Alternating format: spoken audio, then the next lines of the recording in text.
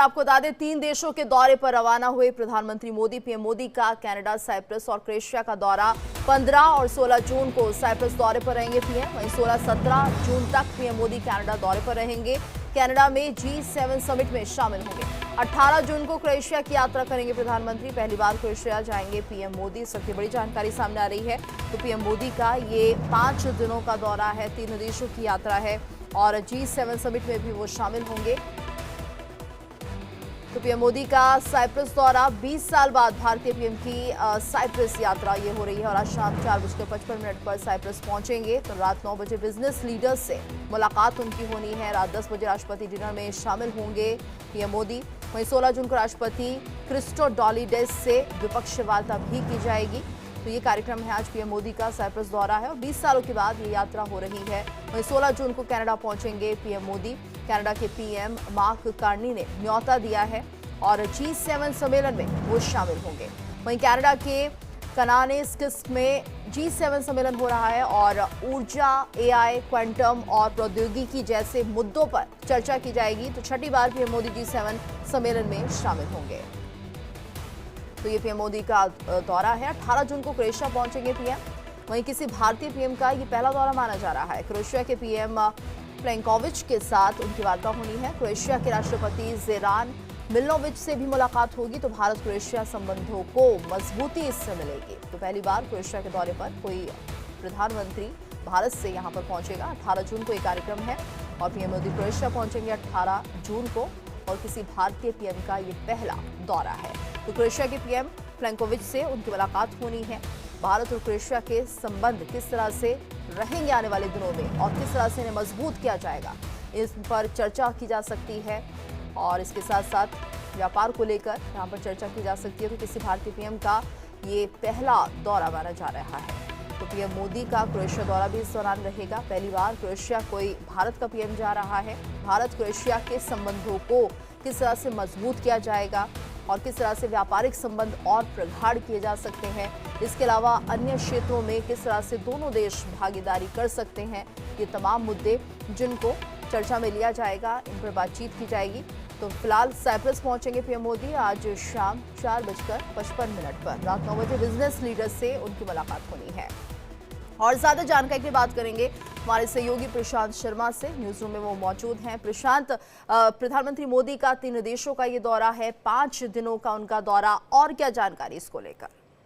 देखिए, सबकी निगाहें इस वक्त गीतू जो रहेंगी वो G7 समिट पे रहेगी, क्योंकि G7 समिट कनाडा में हो रहा है और बहुत टाइम से कनाडा और भारत में जो है तल्खी देखी जा रही है। दोनों देश जो है बीच में बिल्कुल जो है संबंध बहुत ज़्यादा ख़राब हो गए थे। तो ये बहुत इम्पॉर्टेंट विज़िट है प्रधानमंत्री मोदी का, क्योंकि G7 समिट में वो अमेरिकी राष्ट्रपति डोनाल्ड ट्रंप, जर्मनी के राष्ट्रपति मैक्रोन और ब्रिटेन के प्रधानमंत्री और इसके बाद कनाडा के प्रधानमंत्री से मिलने वाले हैं। और कनाडा के प्रधानमंत्री से जो मुलाकात होगी वो बहुत ज़्यादा सबकी निगाहें उसी पे रहेंगी, क्योंकि जो संबंध थे पिछले दिनों वो बहुत ज़्यादा नीचे आ गए थे दोनों देशों के बीच। और वो जो है इन दोनों देशों ने, क्योंकि कनाडा के प्रधानमंत्री ने जो है इनवाइट किया है प्रधानमंत्री मोदी को, क्योंकि भारत जो है उभरती हुई शक्ति है, दुनिया की वर्ल्ड पावर में से एक मानी जाती है, क्योंकि अब आगे जाके भारत की इकनॉमी बहुत ज़्यादा अच्छी होने वाली है। तो जितने भी G7 समिट होते हैं उसमें भारत को हमेशा इनवाइट किया जाता है और यही कुछ कनाडा ने भी इनवाइट किया भारत को कि वो आए और G7 में समिट में जो है हिस्सा ले। अभी एक और बात है गीतू, क्योंकि G7 समिट इसलिए भी इम्पॉर्टेंट है क्योंकि अभी जो है इजराइल और ईरान का वॉर भी शुरू हो गया है। दोनों के बीच भयंकर युद्ध हो रहा है और इजराइल जो है गाज़ा के साथ भी युद्ध कर रहा है, इधर रशिया यूक्रेन युद्ध भी है। तो बहुत सारे मुद्दे इस बार G7 समिट में रहने वाले हैं और यही कुछ जो है दुनिया की निगाहें G7 समिट में रहेंगी, क्योंकि G7 समिट दुनिया के उन 7 बड़े शक्तिशाली देश होते हैं जो विकसित देश हैं, जो दुनिया की किस्मत तय करते हैं इकनॉमी के ज़रिए या फिर रणनीति के ज़रिए। तो ये बहुत इम्पॉर्टेंट दौरा है प्रधानमंत्री मोदी का। बिल्कुल प्रशांत, और जिस तरह से कहा जा रहा है कि क्रोएशिया के दौरे पर भी पीएम मोदी रहने वाले हैं और शायद भारत का कोई पहला प्रधानमंत्री है जो यहां पर पहुंच रहा है। इससे पहले कभी भी भारत क्रोएशिया नहीं पहुंचा है। तो ऐसे में किस तरह के संबंध दोनों देशों के प्रगाढ़ किए जा सकते हैं, किन मुद्दों को लेकर चर्चा की जा सकती है? ये तो क्रोएशिया के साथ जी हाँ बिल्कुल पहली बार जो है किसी कोई भारतीय प्रधानमंत्री वहाँ जा रहा है।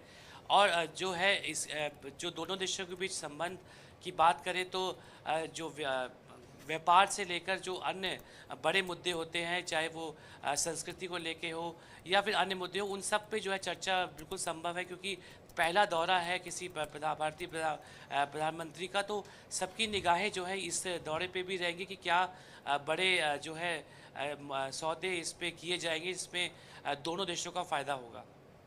बिल्कुल, और ऐसे में देखिए G7 की बात तो हो ही चुकी है कि तमाम मुद्दों को लेकर चर्चा की जाएगी। और फिलहाल जिस तरह से हम देख रहे हैं कि कहीं ना कहीं एक तीसरे विश्व युद्ध की आहट भी सुनाई दे रही है। तो क्या इसको लगता है कि आपको प्रशांत यहाँ पर मध्यस्थता की बात हो सकती है, किस तरह से विश्व में शांति बनाई जाए इसको लेकर चर्चा हो सकती है? क्योंकि हम देख रहे हैं कि विश्व दो धड़ों में बंटता हुआ दिखाई दे रहा है और ऐसे में जरूरी है कि किसी भी तरह से सभी के साथ सामंजस्य बिठाकर शांति वार्ता की जाए। बिल्कुल बिल्कुल हद तक, बहुत हद तक ये कहा जा रहा है कि जो चाहे इसमें डोनाल्ड ट्रंप की बात हो या प्रधानमंत्री मोदी की, दोनों ही जो है देश और दोनों ही देश के प्रधानमंत्री और राष्ट्रपति इस बारे में बातचीत कर सकते हैं कि ये जो युद्ध हो रहा है, ये युद्ध की आहट जो हमें सुनाई दे रही है, वर्ल्ड वॉर 3 की बातें हो रही हैं। क्योंकि उधर रशिया यूक्रेन से भिड़ रहा है, इधर इजराइल गाज़ा और ईरान के में युद्ध कर रहा है। तो बहुत हद तक जो है डिफरेंट अलग अलग एंगल पे चीज़ें डिस्कस होंगी और देश जो बटे हुए हैं उनको एक साथ किया जाए और बातचीत से जो है हल निकला जाए। तो बहुत सारे जो चीज़ें हैं इस मीटिंग में होंगी। क्योंकि अभी जो परिस्थिति है वो बहुत ज़्यादा गंभीर है। इजराइल मानने को तैयार नहीं है, ईरान भी उधर अपने बात पे अडिग है कि वो भी अपने न्यूक्लियर जो संस्था है उसको बंद नहीं करेगा, उसको और बढ़ाएगा। तो अमेरिका के राष्ट्रपति डोनाल्ड ट्रंप भी ईरान को धमकी दे चुके हैं। तो बहुत हद तक उम्मीद हम यही कर सकते हैं कि इस G7 समिट में कोई ऐसा मैसेज जाएगा जिसे दुनिया में शांति हो। जी बिल्कुल प्रशांत, आप इस खबर पर नजर बनाए रखिएगा, आप अपडेट लेंगे। धन्यवाद आपका इस पूरी जानकारी के लिए।